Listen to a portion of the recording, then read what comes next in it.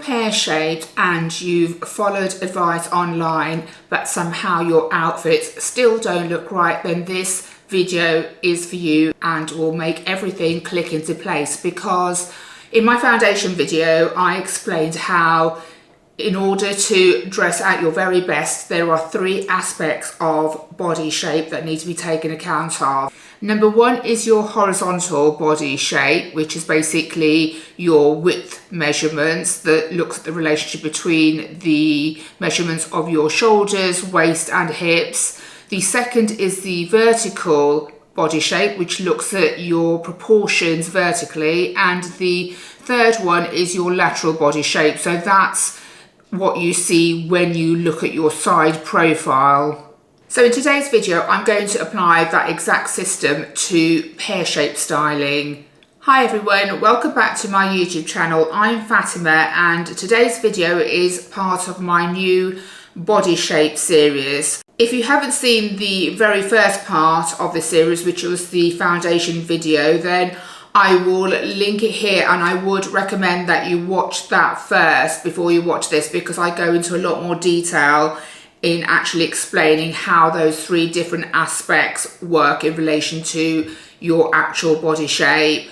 So let's start off first with the horizontal body shape, which is likely to be the one that you're most familiar with, and that compares the measurements width-wise between your shoulders, your waist and your hips, and that determines whether you're likely to be a pear-shaped, an apple-shaped, a hourglass, for example. So if you're pear-shaped, the key constant is that your hips are likely to be wider than your shoulders. You may also have a defined waist, but you're likely to wear maybe at least a couple of sizes more on your bottom part of your body than you are on the top part of your body. What's really important to understand here is that your body shape horizontally doesn't determine your size or your proportions. And that explains why 2 pear-shaped women wearing the same outfit can look completely different. So in this image, you will see that both ladies are pear-shaped. However, they are very different sizes, but what they have in common is that their shoulders are narrower than their hips, and their kind of main weight is concentrated below the waist level. Even when 2 women are the same body shape, the same outfit can look really great on one but slightly off on the other, and that's not only to do with their size but also to do with their vertical proportions and their individual variations on their body type when you look at them from a side view. You may already be familiar with the key rules surrounding what pear-shaped women wear, so I will go over a few of these, but more importantly is to then adjust that looking at your individual proportions, but we'll move on to that later. So let's first look at some of the general advice for pear-shaped ladies that tends to stay constant. So on the top part of your body, you're looking to broaden your shoulders. So anything with like a boat neck, ruffles on your sleeve area, shoulder pads, anything structured on top that's going to broaden your top half to look more in balance with your hips and create more definition of your waist is a real key for pear-shaped. That's where things like structured blazers work really well, because they broaden your shoulders and then create, just by the way that they're tailored, a waistline. Also, defining your waist with a belt can really help to balance out your body. When wearing a belt, the placement is also really key, but we will talk about that more when we go on to your vertical body shape. So in terms of the bottom part of your body, your key aim is to create length and a slimming effect. So wearing the darker colours on the bottom and more lighter colours on the top will have that effect. Also wide leg trousers or flares, especially bootleg trousers, because they automatically draw the eye outwards near the hemline, so they create that visual balance with your wider hip area. fabrics that tend to have some structure but also some stretch, but try to avoid more clingy, thin fabrics that only going to highlight your problem areas. Also avoid really tight clothes, so skinny leg jeans, for example, or really narrow trousers are going to emphasize that hip area. Also, wearing a jacket, ensure that it doesn't actually end at the wider part of your hip. So either keep it more short above your waistline or longer that it skims past your hip area. I would also avoid excessive detailing on the lower part. So detailing on the top part is great because that's where the attention will be drawn and it will widen out this part, but try to keep the lower part as streamlined as possible. So try to avoid especially things like large pockets on the side of your trousers, which will just emphasize and widen that hip area. So let's now move on to your vertical body shape, because I think this is where a lot of styling advice for pear-shaped women tends to stop. Your vertical body shape isn't about changing your body, it's about how your outfit is divided and whether that actually supports your body proportions. Because you can have two pear-shaped women and they could be different sizes, because some pear-shaped women may have a longer torso and shorter legs, whereas other pear-shaped women may have a shorter torso and longer legs. And that is really key in determining how you should style your clothes and how they will help to balance out your proportions. And taking account of your own body proportions is really, really key when choosing your clothes, and also how you style your clothes. So even something as simple as a waist belt can make a huge difference, because if you have a longer torso, you may look to shorten your torso, so you may be wearing your belt slightly above your natural waistline, so it shortens your torso and elongates the bottom part of your body. Whereas if you have a short torso, you may wear that belt slightly lower down, so you're creating visually the illusion of length on your torso and shortening your legs. Again, I've covered the vertical body shape a lot more in my foundation video, so I'm not going to go into a huge amount of detail in that. If you haven't seen that, then I will link it in this video. But I just really want to emphasize that your body already has its natural proportions, but it's how you wear those clothes which will help to balance out those proportions. Now, this is where the rule of 1/3 to 2/3 comes in. And this in its simplest form means dividing your outfit into thirds and wearing 2/3 at the top and 1/3 at the bottom, or 1/3 at the top and 2/3 at the bottom. Now, I'm not going to go into too much detail on the 1/3, 2/3 rule, because I think this is a really powerful tool to have, and I think it deserves a video on its own. So I am going to be making a video just on that rule, because it has so many variations that when you understand your proportions, you can use the 1/3, 2/3 rule to create really flattering outfits. What's really important to emphasize is that when you're looking at that rule, you're looking at your outfit, not your body. So you're creating that visual cut by using either color blocks, for example. So when one color changes to the other to create that 2/3, 1/3 rule, or where you place a belt or any kind of cut horizontally. So there's a lot of ways you can create that visual effect. And when applying that for pear shapes, if you have a longer torso and shorter legs, which is the majority of comments that I've had when I did my foundation video, you can really use that 2/3, 1/3 rule by using 1/3 on the top of your outfit and 2/3 at the bottom to create that illusion of length. So a few examples of what we can do to create that split is to wear high-waisted trousers that will create a cut higher up on your waist, will shorten your torso, and will then elongate your legs.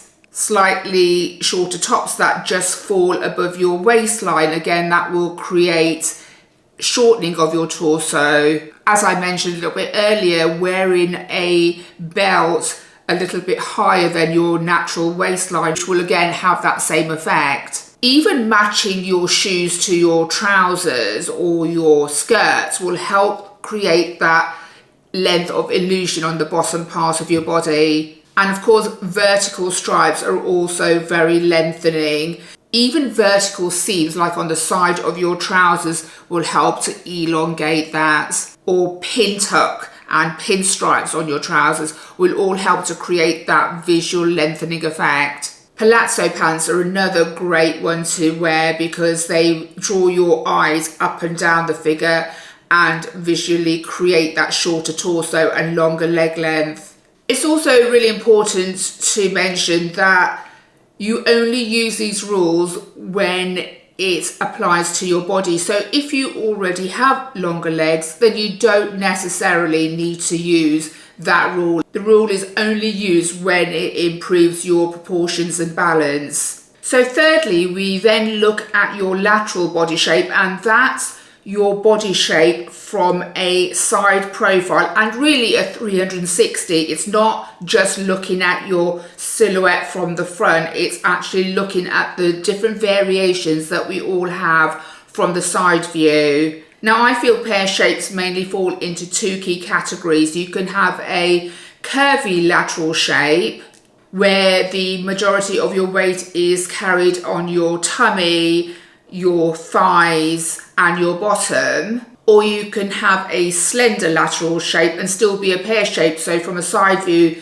you will have a more slender profile, you will look slimmer from the side, you will have a flatter tummy, you may have a flatter bottom and likely a narrower frame. Your lateral body shape determines fabric and structure and how clothing sits on your body. Now, no two bodies are the same, and there are numerous variations that we will have when we look at our side profile. However, I've picked a few that I believe are key concerns for many pear-shaped ladies. A lot of pear-shaped ladies may have a fuller or a thicker waist area, and great clothes for that are using wrap dresses or empire line dresses. Really anything that will cinch you in under your waist area and then skim over where you carry a lot of weight. I say this all the time, but if you do have a thicker waist, then make sure you have a good support bra, because again, that creates a separation between your bust and your tummy areas. Good support bras are so important. I feel like I go on about this all the time, but they are such key in dressing. Also, supportive waistbands, and I know it can sometimes feel a little bit contradictory when I say that if you have a longer torso, then to wear a higher waist to elongate your legs. But again, you have to make these slight adaptations depending on your actual body shape from all three aspects. So if you do have a longer torso but you also have quite a larger tummy area, then wearing mid-rise jeans with a supportive waistband is likely to suit your shape better than wearing a high-waisted pair of jeans, which is great for longer torso and shorter legs, but again, you don't want to emphasize that tummy area. So trying to still keep that support and still elongate those legs is important, but I think it's important to take all these aspects into consideration. Also quite obvious is not to wear really clingy fabrics that are going to cling onto your tummy area, and wear fabrics that are more likely to skim over and help to disguise that area. And avoid wearing horizontal lines on that part of your body. If you already have a thicker waist, that will just draw the line and widen that area. So if you have fuller thighs as a pear shape, then boot cut, flared or wide leg styles that skim over your thighs and make them appear slimmer is a really good choice. Again, skimming skirts and dresses and vertical stripes all help to slim and elongate that area. Avoid horizontal detailing on your thigh area and overly tight jeans or trousers, which are again just going to emphasize a larger thigh area.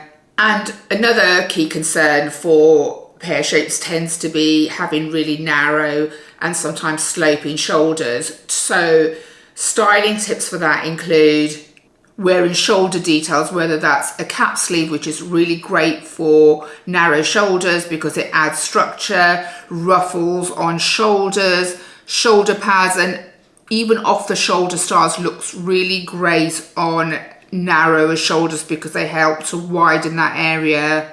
And look for details on your clothing, like for example, trench coats are perfect because that kind of tab detailing automatically widens that area and draws your eye to the upper part of your body. Try to avoid tops that don't have any structure on your shoulders at all, especially drop shoulders, because they will just further emphasize the sloping of the shoulder, make them look narrower. Also, narrow necklines and narrow collar detailing can also make your shoulders and the upper part of your body look narrower. Boat neck tops look really great on a narrower shoulder, as do wider collars. So in summary, this is how pear-shaped styling actually works. The horizontal shows us where the weight sits, the vertical shows us where the outfit should be broken, and the lateral shows us how much structure or softness is needed. And it's when all of these three work together is when outfits stop feeling really random and start feeling a lot more intentional. So guys, I do hope you found this useful.